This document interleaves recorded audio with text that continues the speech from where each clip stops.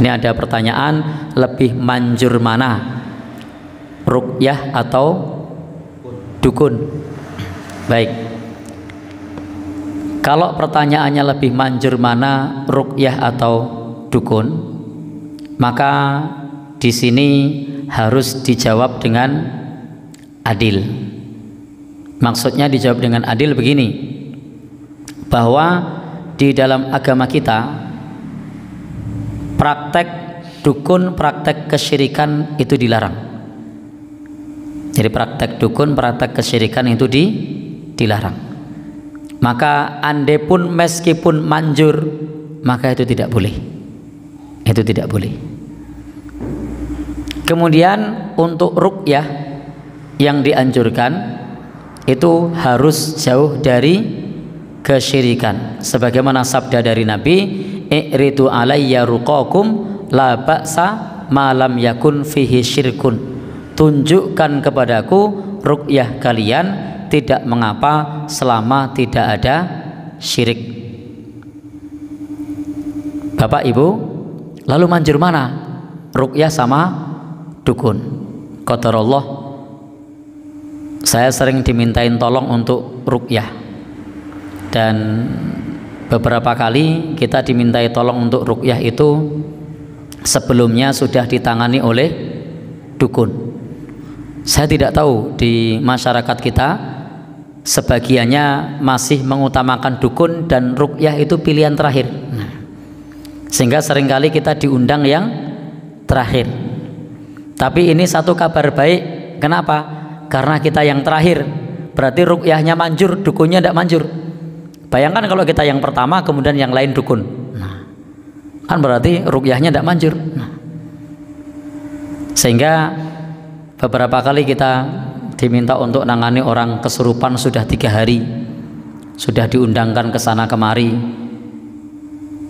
Pernah diminta untuk nangani orang yang kesurupan sudah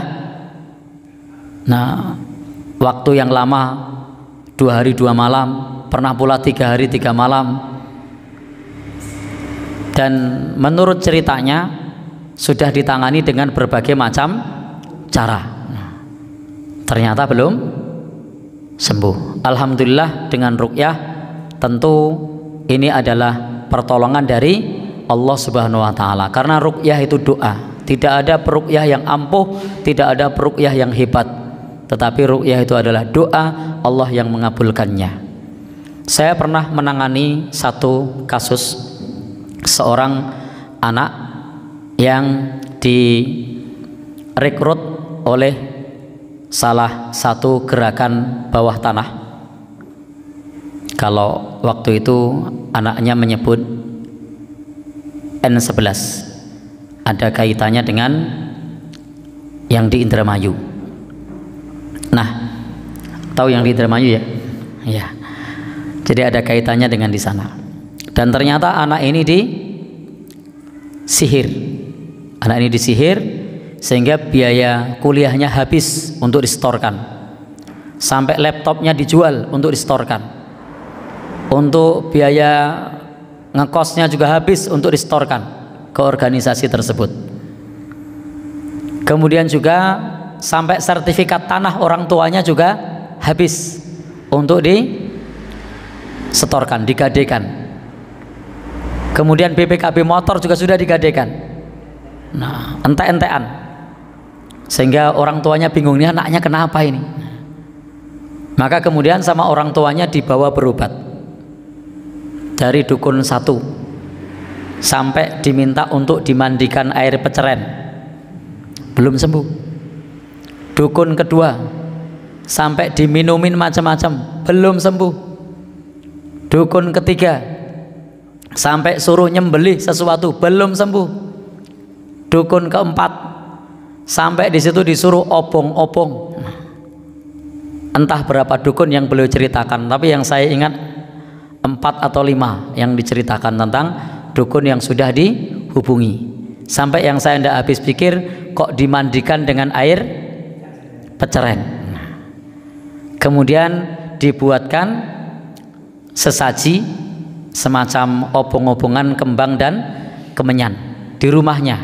Sehingga waktu kita diundang di rumahnya untuk ngeruqyah, itu saya kaget karena di samping tempat tidurnya itu ada genting, di situ ada bekas bakaran kemenyan dan masih ada bunga-bunga keringnya. Dan ketika kita tanyakan, itu adalah syarat yang diminta oleh dukun, dan ternyata tidak ada hasilnya. Alhamdulillah, ketika itu kita sarankan untuk ruqyah, dan setelah diruqyah, alhamdulillah sembuh. Nah, setelah sembuh dia sadar. Pada saat sadar, memori dia selama 3 tahun hilang. Jadi dia tidak ingat apa yang terjadi selama 3 tahun. Jadi begitu sadar, dia merasa masih kuliah di tempat yang lama, padahal sudah dipindah sama orang tuanya. Dia bahkan ketika ada motor yang baru, dia juga tidak tahu kalau itu motor dia. Ketika ditanya tahun, masih nyebut tahun yang lama. Kenapa? Ternyata selama 3 tahun terakhir ia ada dalam pengaruh sihir yang dia tidak sadar sama sekali, sehingga memorinya selama 3 tahun itu hilang. Maka ini sekedar satu pengalaman bahwa ternyata kalau tadi pertanyaannya manjur mana ruqyah sama dukun, insya Allah kalau kita telaten, kita sabar, maka ruqyah lebih manjur. Kadangkala orang tidak sabar dengan ruqyah, kemudian mengutamakan dukun. Maka hendaknya kita menggunakan cara-cara ruqyah syar'iyah yang sudah dituntunkan, dan tidak harus menghubungi peruqyah atau ustadz, karena ruqyah ini bisa dilakukan secara mandiri. Ruqyah itu milik umat, milik kaum muslimin. Semua orang bisa melakukan ruqyah. Dan ada banyak kasus-kasus lain yang sudah ditangani oleh para dukun, tetapi kemudian sembuhnya dengan cara ruqyah. Tentu harus telaten, tidak cukup sekali dua kali.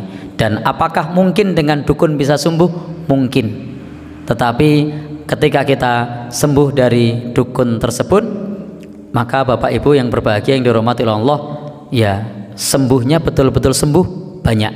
Tetapi sebagai umat Islam, karena sudah dilarang oleh Allah dan Rasulnya, maka tidak boleh menggunakan jasa perdukunan, karena kita dilarang untuk mendatangi dukun atau tukang ramal. Man ataka hinan aw arrafan fasaddaqahu bima yaqul faqad kafara bima unzila ala Muhammadin. Barang siapa mendatangi tukang ramal atau dukun, maka sudah kufur dengan yang diturunkan kepada Nabi kita sallallahu alaihi wasallam. Dalam hadis yang lain, lam tuqballahu salatun arba'ina lailah, tidak diterima salatnya selama 40 hari. Jadi meskipun dukun itu nanti manjur, maka jangan datang ke dukun, karena larangan di dalam agama kita. Ingat, dukun yang saya maksud dukun yang mengaku mengetahui perkara yang gaib. Kalau dukun pijet ya monggo saja, atau dukun bayi ya silahkan saja, yang penting tersertifikasi dengan puskesmas.